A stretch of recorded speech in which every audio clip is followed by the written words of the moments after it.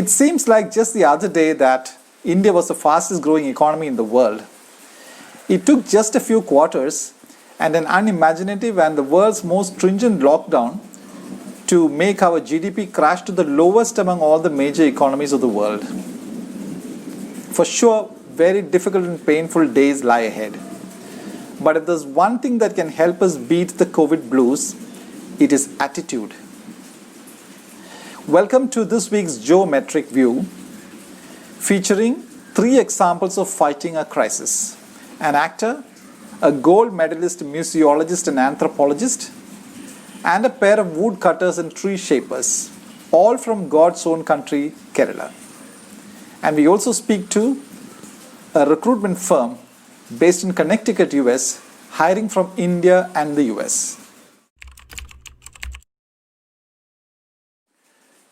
COVID has played havoc with the whole world economy, but those who stand to lose the most perhaps are those in the 20 to 40 age group, because they are arguably in their best and most productive years of their lives. Many of them may feel that opportunities have just vanished.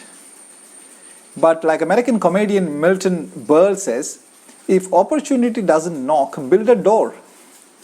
Popular actor Vinod Kovur, known to Malayalam audiences as M80 Musa, has just built such a door that is far removed from the glitzy world of acting. Musa understood the sheer magnitude of the crisis only when he spoke to some showbiz agents in the Middle East who said it may take as many as 2 full years for the showbiz industry to come back to any sort of normalcy. And that's when he decided to explore another livelihood option. So Musa has started fish retailing with 4 friends as partners with the brand name Musa Kai Sea Fresh in Kozhikode. That's a case of life imitating art, because Musa became popular with his role as a fishmonger in M80 Musa. Mind you, Vinod Musa Kovur is a graduate with a double main in sociology and Malayalam and a celebrity. But his academic qualification or celebrity status did not prevent him from biting the bullet and getting on with life. And he has learned this lesson from the crisis: even if you're a celebrity, have a plan B. COVID ഒരു ഗുണപാഠമാണ്. ഒരു side business ഉണ്ടാവുക എപ്പോഴും നല്ലതാണ്. Musa is a graduate with a double main, but you can even be a double postgraduate and a gold medalist and yet have the COVID crisis derail your life.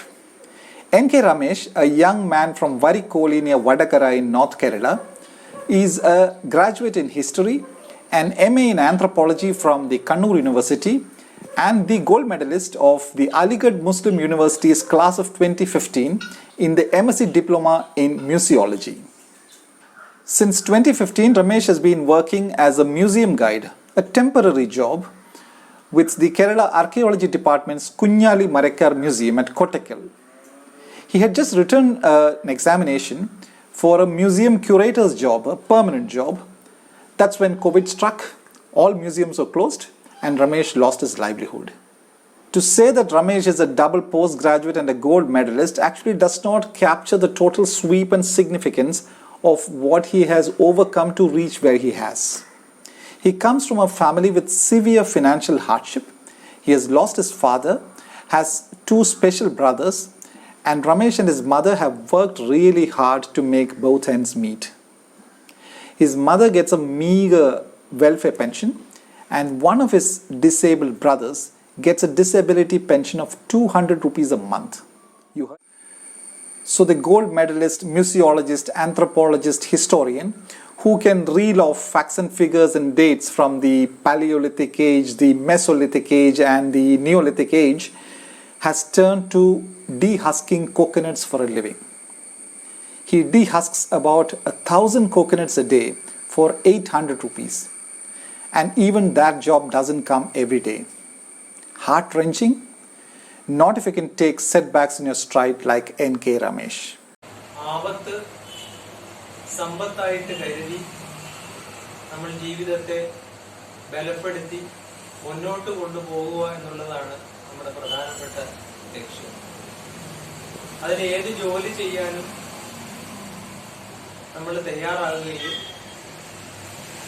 അങ്ങനെ നമ്മൾ തയ്യാറാകുന്ന അവസരത്തിൽ നമ്മുടെ കഴിവുകൾ, അതിനനുസരിച്ചുള്ള നേട്ടങ്ങൾ നമ്മളിലേക്ക് വന്നു ചേർന്നുകൊണ്ടേയിരിക്കും. And amid all that financial turmoil and between de-husking coconuts, Ramesh has even managed to write a history book for children about the Kunyali Marikkars, the brave Kerala warriors who took on the Portuguese in the 16th century. And knowing what a sport Ramesh is and how he approaches every crisis in life, I'm pretty sure while he is de-husking the coconuts on a metallic pole, he must be doing mind travel to the megalithic age, or what we call the Iron Age in layman's language. Whether you're an actor, fishmonger or missiologist, what recruiters look for is attitude, says Nitin George Epen, founder of the Connecticut US-based Chance River, a firm that hires in India and the US.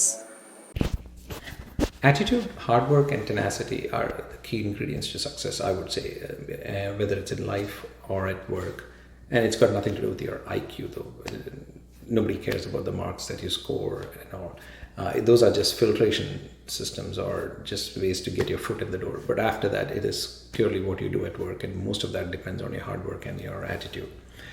Now, some things, being a Keralite, that generally it's true for any Indian. Don't be bothered about what other people think about your job.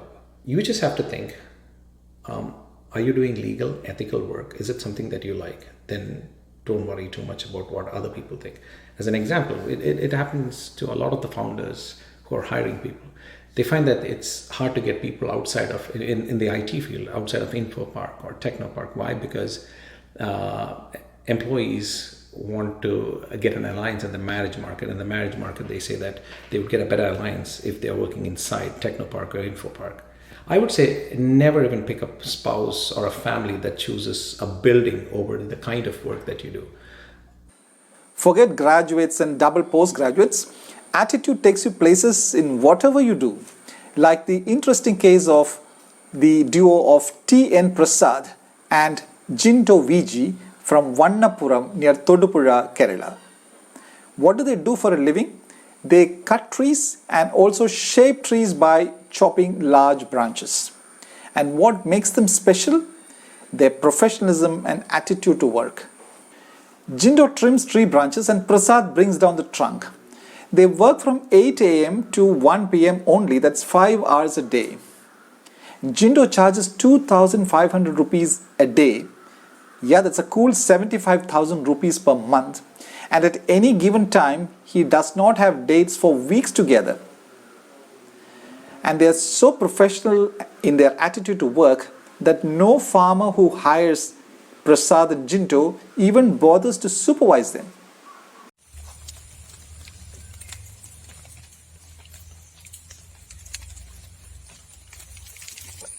ഈ ജോലിയിലേക്ക് തിരിയാനുള്ള കാരണം മണിക്കൂർ അനുസരിച്ച് ചെയ്യുന്നേക്കാളും ഇതാകുമ്പോൾ നമ്മൾ രാവിലെ ഒരു സമയത്ത് നമുക്ക് സമയം എപ്പോഴാണോ നമുക്ക് സൗകര്യപ്രദം വരാം, നമ്മുടെ ആ സമയം അനുസരിച്ച് നമുക്ക് ഇഷ്ടമുള്ള സമയത്ത് നമുക്ക് ജോലി നിർത്തി പോവുകയും ചെയ്യാം.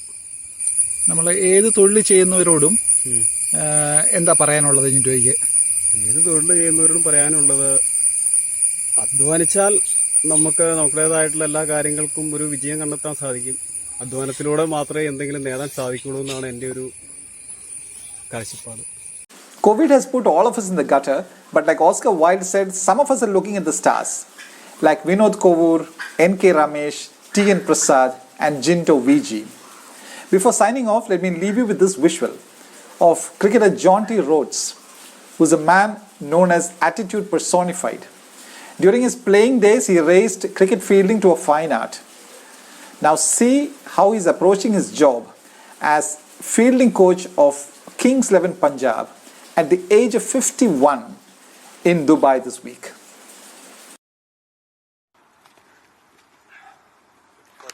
Frame right? Yeah. Throw hard. 3, 2, 1. Couldn't roll. That's attitude for you. Thank you.